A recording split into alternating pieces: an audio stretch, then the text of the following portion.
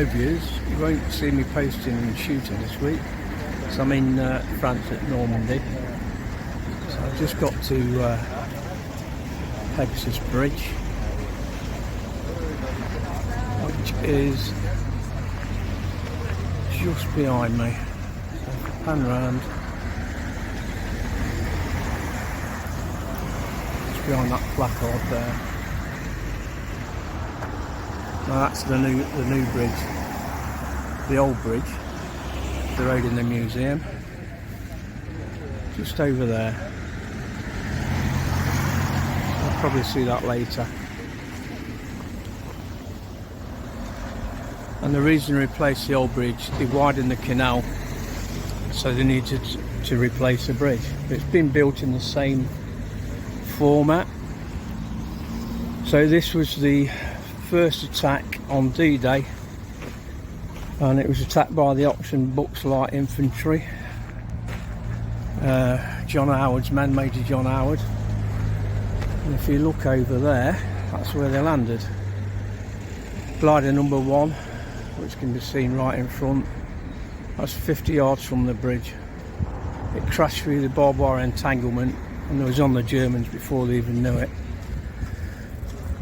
The glider that came in behind this one was glider number 3, but he overshot glider number 2. That was piloted by Peter Boyle. He was from Nottingham. His glider basically opened up on impact. One of the blokes fell out, knocked himself out, and he drowned in the water. And then about where that bloke's just passed, behind that bush in the foreground, that's where glider number 2 landed. So there's all within 100 yards of each other, and the first one within 50 yards of the bridge. And this is the bridge, the new bridge. But yeah, over the now you've got Café Gondry. Looking up the river during the attack, that was a maternity hospital. The Germans were on the roof sniping the bridge. The British couldn't shoot back because it was a maternity hospital, so while they stood here they was being shot at all day. And then on the other side of the bridge you'll see a church tower. There's snipers up there as well shooting at the bridge, both within 800 metres of the bridge. So they held the bridge until relief, and that was from Lord Lovat, who was in charge of the commando force. So they had to wait until they came off the beaches, and when he arrived he was only 2 minutes late, and he apologised. Why would you apologise for being 2 minutes late after fighting 8 miles inland? But he did. But there we go. That was the first attack on D-Day, just after midnight. There was one fatality on the bridge during the attack, and that was a lieutenant. He was shot by a machine gun running across the bridge. Lieutenant Brotheridge his name was. During the night some German panzer tanks came down this road here.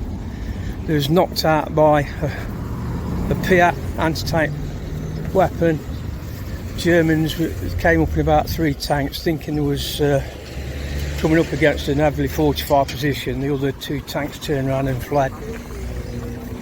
But here we are now at Café Gondry, the first place liberated on D-Day. Oh, it's a bit of a pilgrimage actually.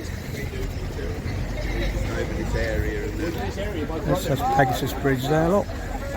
We've got some veterans. There we go. Pegasus Bridge. This is inside the cafe. It's like a pilgrimage, what I say. Isn't it?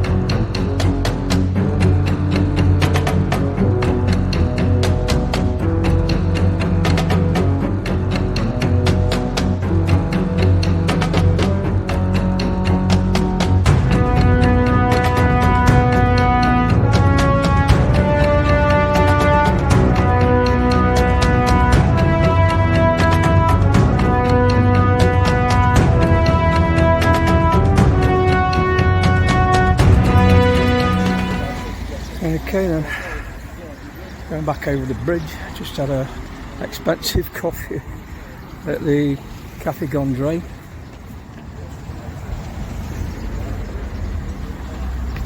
So the 3 gliders over there from the Oxen Books, they actually detached from the tug at 17 miles away, just over the sea. They flew the 17 miles in the dark using just stopwatch and compass, and they managed to land where they landed. Amazing feat.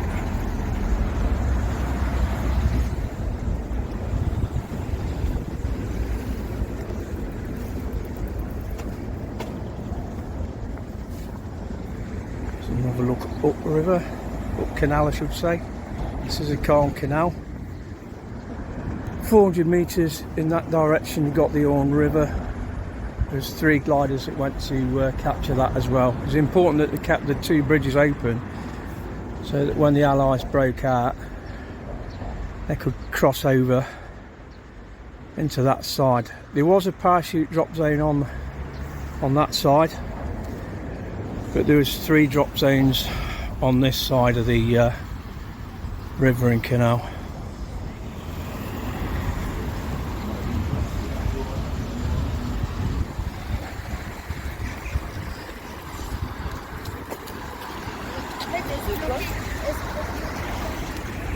So there was basically a landing brigade that landed here. So the troops came in by glider or parachute. I believe there was 6 battalions, parachute battalions, and there was about 3 glider units as well within their brigade. So 3 brigades to the division. 2 of the brigades were parachutists, and 1 brigade was gliders. Good thing with the gliders, all the men, which is 28 men, all landed as a single unit, whereas parachutists can be stretched out over half a mile from jumping out of the aircraft.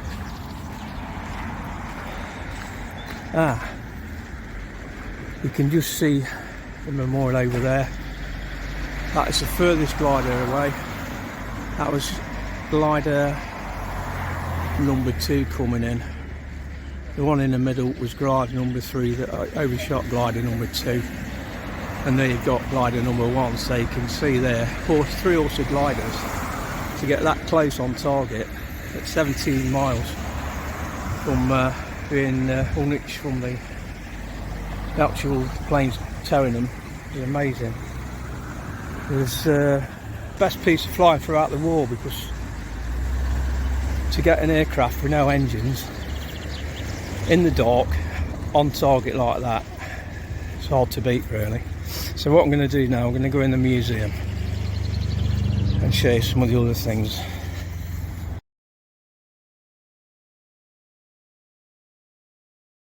Okay.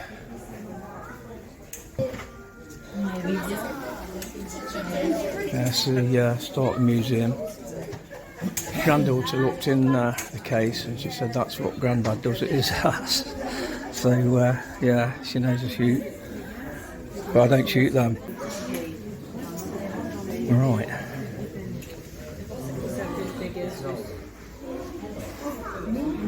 There's a pilot's uniform. And that's the Ruperts used to throw out the aircraft to cause confusion. But I think the Germans are confused enough.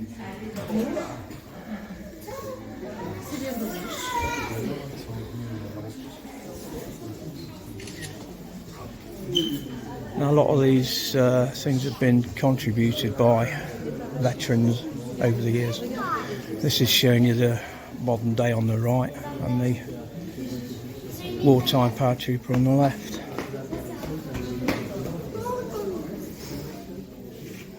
Major John Howard's berry and helmet. See a bullet hole in his helmet. Not.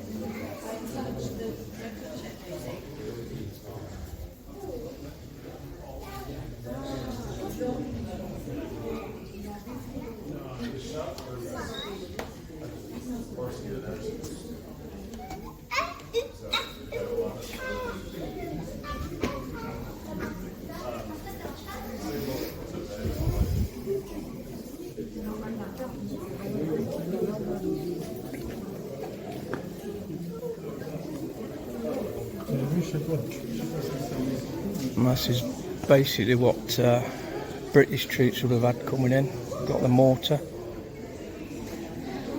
flare pistol to mark where the positions are, Webley revolver, Lee Enfield rifles, Sten guns, famous Piat anti-tank weapon which is spring loaded.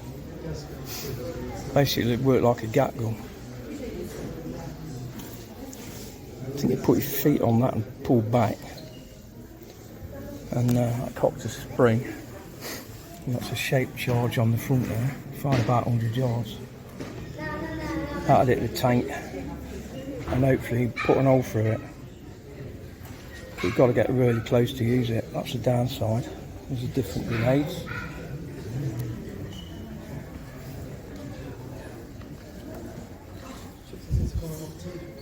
And there's a Jeep like they would have had on the gliders, and with the mortars and the small motorbikes. Vickers machine gun is probably the biggest machine gun that they had. They got a Bren gun. At the top, that's a Horsa glider. That's what they landed in the bridge on. There were some bigger gliders than that carried artillery and things, and there's a model of one here.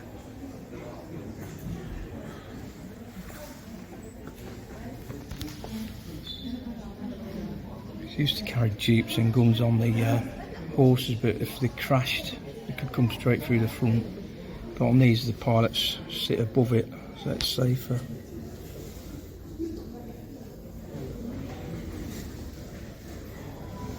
And what you see there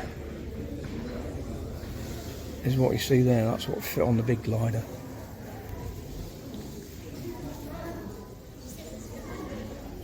Looking out the window, that's the original bridge.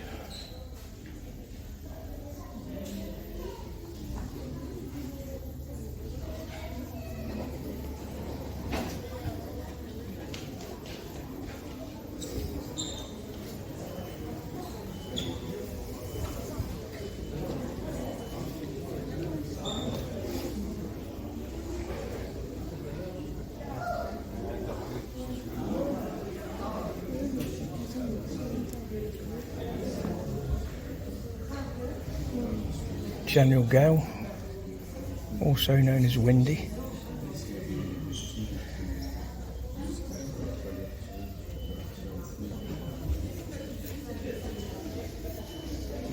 This is his original uniform.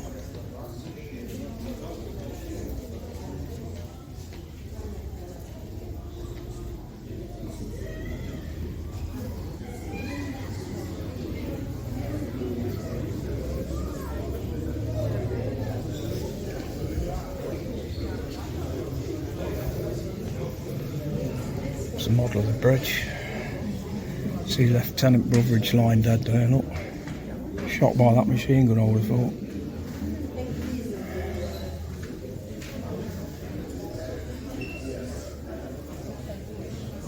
Now, I've been in this before. This is a model of the area with the drop zones.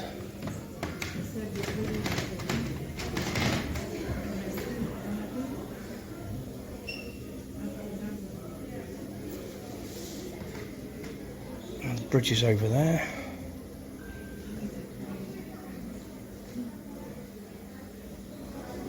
You can see one drop zone one side, another drop zone this side, and another drop zone there. That's where this one is, where 8 para dropped. There's one at the top. That's where the 1st Canadian Parachute Battalion landed. A 9 para that was to capture Merville Battery. They had some gun emplacements that was overlooking the main sword beach up there that had to be knocked out.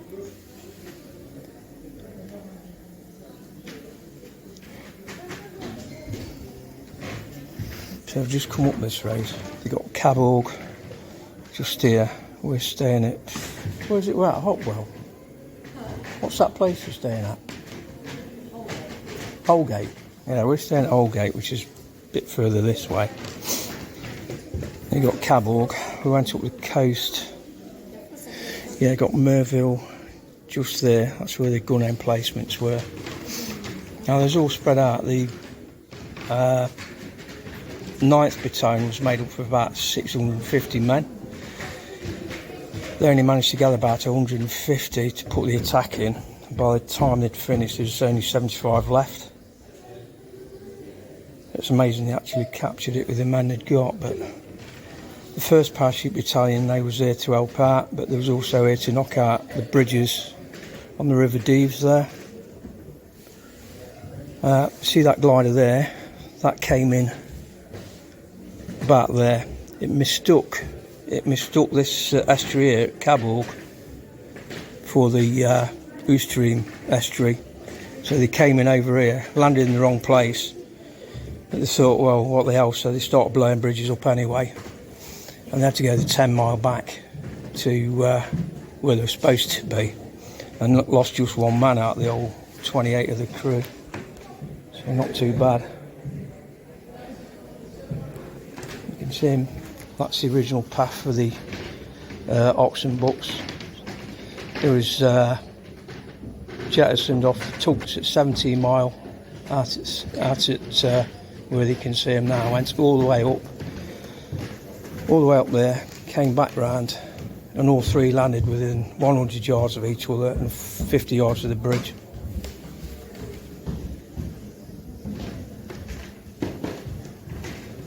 And they was capturing the bridge on the canal, and 3 other planes, gliders, supposed to capture the bridge on the River Orne, but only 2 got there, I think, and that's where the 3rd one ended up. Yeah, pretty amazing.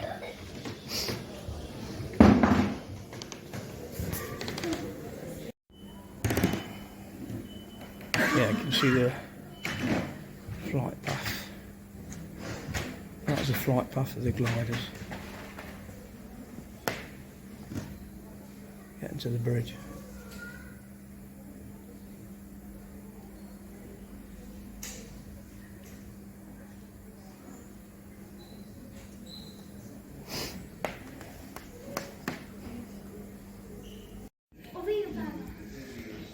So what you can see is containers for the medics.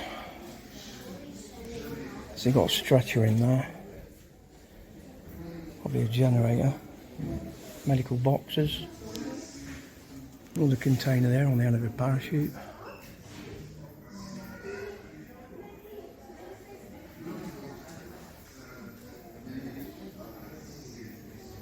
Got a wheelbarrow stretcher. And all the medical kit in the windows. So that's what my job was when I was in Paris, with the parachute field ambulance and the parachute battalions.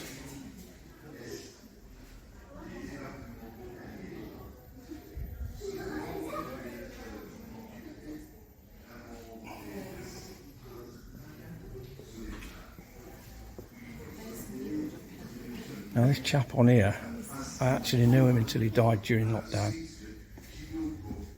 His name's Peter, and he's from the Derby branch. He's actually with 10 Para, so I'm not quite sure what he's doing in the 6th Airborne div thing. I think it's probably a training photos, but yeah. I think he lived to be about 93 when he died.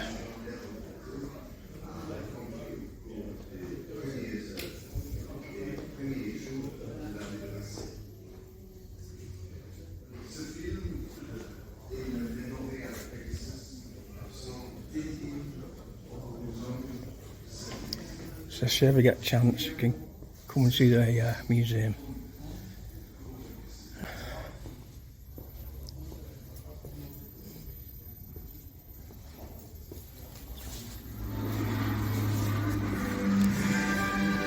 L'image est toujours impressionnante et elle nous ramène sans cesse à notre liberté.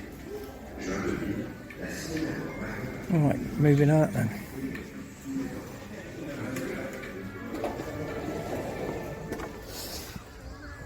Now that's one hell of a gun there.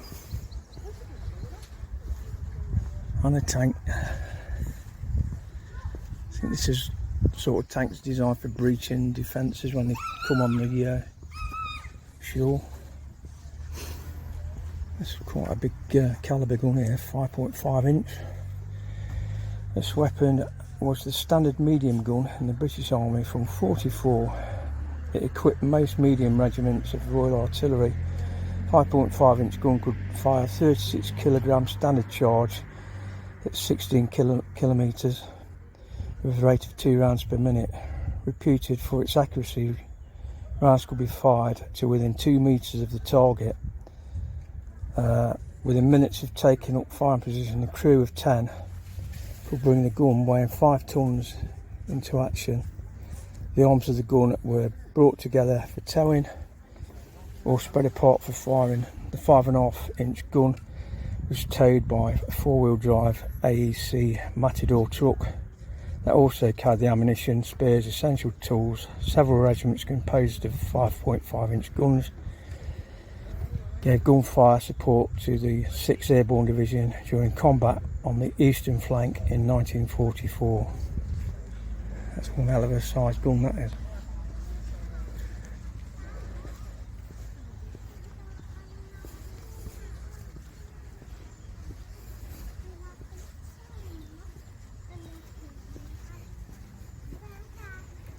This is a Central tank, codenamed Vedette.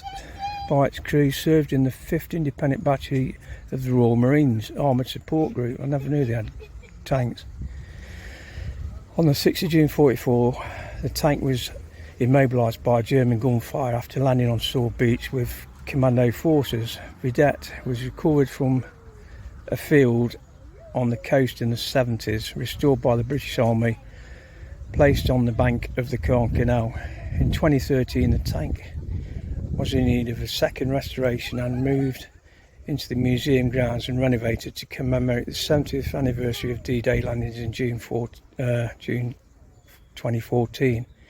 Without the invaluable financial and technical assistance of the following associations, companies and individuals, the restoration would not have been possible. So you've got the Royal Marines Historical Society, Royal Marines Charitable Trust, Philip Lombard, Tony Carr, Vincent Binet, Laurent Catalane, Bruno Lavrier, Bruce and Robin Chapman, Pierre Broris, Hassler Company Royal Marines, Major Mark Benink Royal Marines, and Patrick Rovard.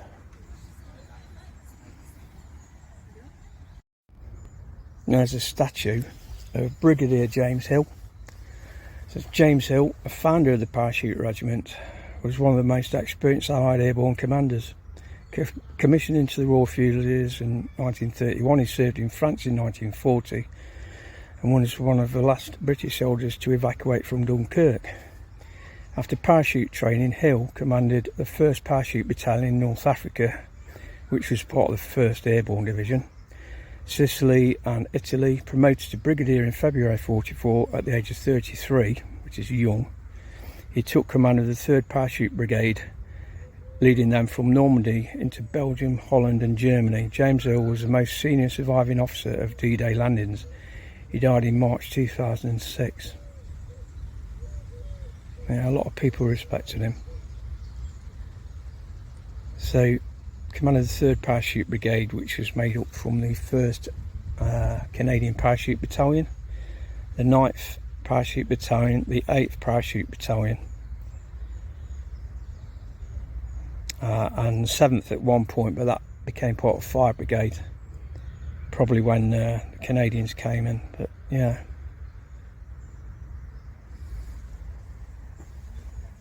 so that's Brigadier James Hill.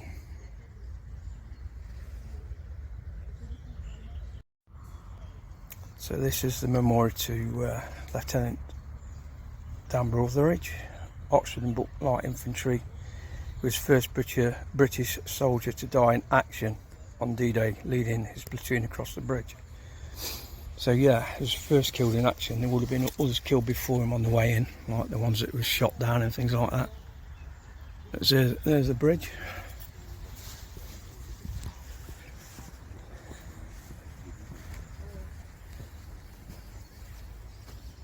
There's a look across the bridge there. I think the memorial you can see is where brothers may have been shot. Not sure. But originally this was covered in oak wooden beams for the flooring, the decking. Believe it or not, it was heavier than what this metal lattice is now. Okay, so that good? Yeah. So, right, Daisy, enjoying it so far? Yeah. Good. But I just went on that big tower. Yeah, you'll go up there in a bit. That's a bridge. So what you can see behind there, that big plane up there, that's what they call a Horsa glider. And that's what they flew to capture this bridge in. So there's 3 gliders like that. Don't sit on the bush. Don't, you'll get a spike up your bum. Really adaptable as well, because it was designed so that the wings would come off if you crash between trees and things like that. Daisy. So we're going to see that. We're going to see that glider then, Daisy. What are you doing down there? Just found a Daisy. Come on. What are you going to do? I'm going to see the They're going to start the plane. You want to go and have a look, do you? Have a look in. Yeah.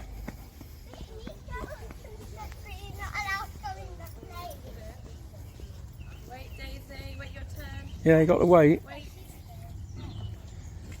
So they're not a small aircraft. Carry 28 parachute air landing soldiers, plus two crew at the front.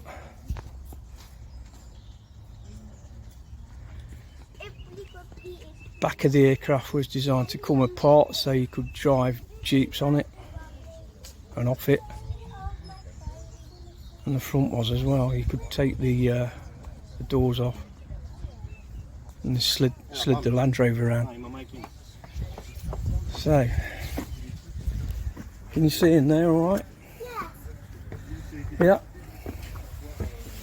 So that's looking at the cockpit. And that's how cramped it is. In fact, there's quite a lot of room on there. It's about the size of a Chinook helicopter on the inside. I think this has got like seating on it, but it's probably been netting that it was sat in. But yeah, gives you some idea. It's made out of plywood and canvas.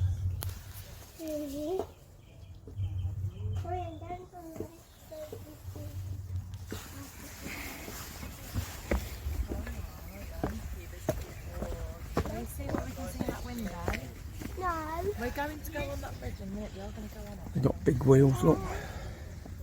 Big ski underneath, so it bounce along. And you could store things up there as well.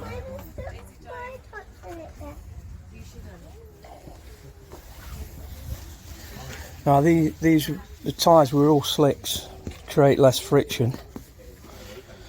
So now on the originals, I believe there used to be a seam down there and the back end had come off.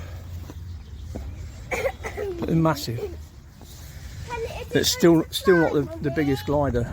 I think it's the Hamley car or Hamley, something like that. The big one with a cockpit on top. That was bigger than this. Why? No, it's not. It's just a toy plane. Not a real one. And then you've got an original glider here, look. So it's not in very good condition, but you can see the structure.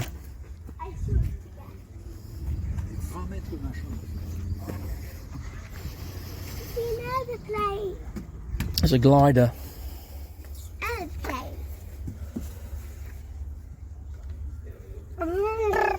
Middle wallop.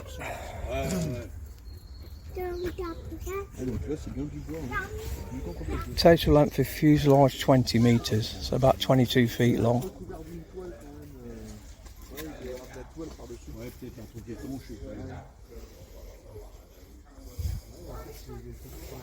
I think they're compressed air struts for the undercarriage. It's quite bad condition.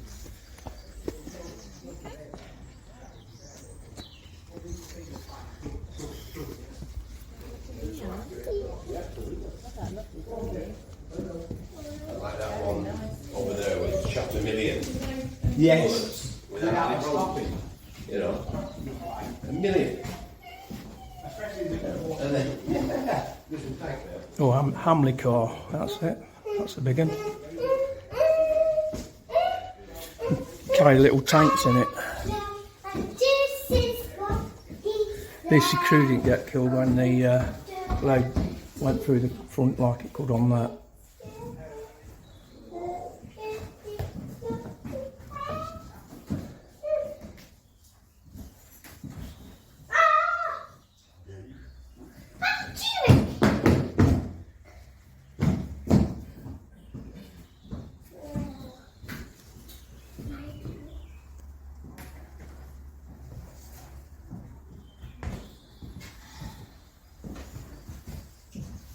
See him loading a trailer on that, going through the front.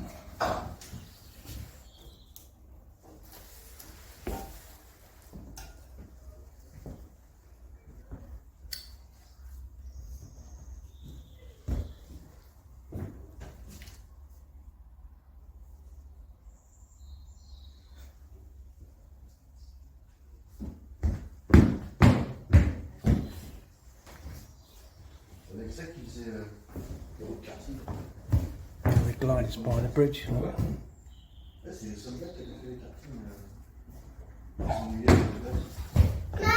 See Cafe Gondre there.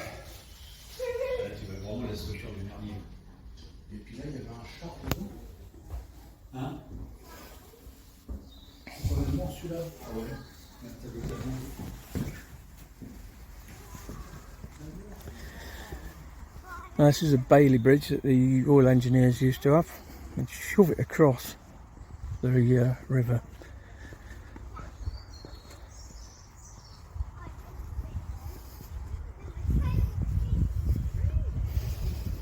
I think the quickest time they did one of these was about 30 minutes from scratch, building one up, from what I've heard.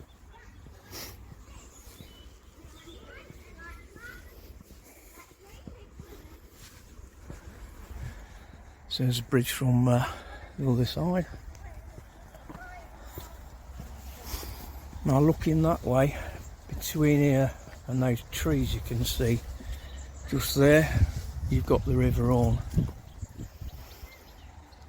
You can see, I don't know if you can see it, there's cars in that gap over there, or the drop zones up there I think.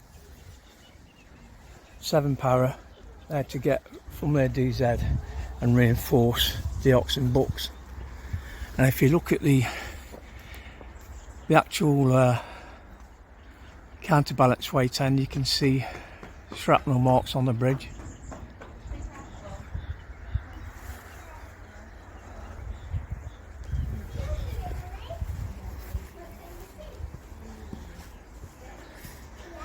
And then looking up again, you'll see a dent. And that dent there was caused by the Germans trying to blow the bridge up. It was flying so low it didn't ignite when it hit the bridge, but it bent it up, so the plane was flying really low. Now if you look on this side, you'll see some holes in the bridge. There, and there. Well, on the outside of the bridge, what the Germans did, they had like a cylinder full of explosives on both sides. So if the British did try and capture it, they could blow it up. But like idiots, every night they used to come and take the explosives. So when the British got here, there's no explosives on the bridge, so they couldn't blow it up. It was captured too quickly. On this side, I think this is the side where Dan Brother was just killed. You can actually see the shrapnel in the bridge itself. Daisy.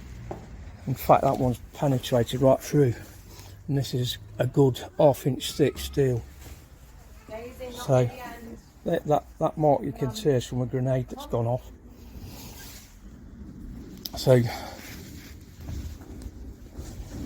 more grenade marks on this side.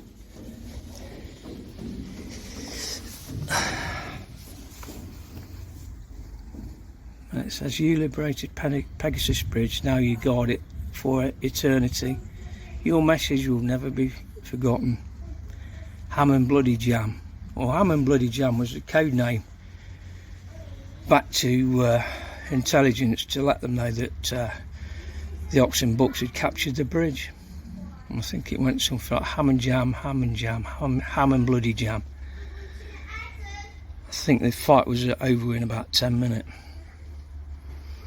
It says, "Grandad, always remember, never forgotten, ham and jam."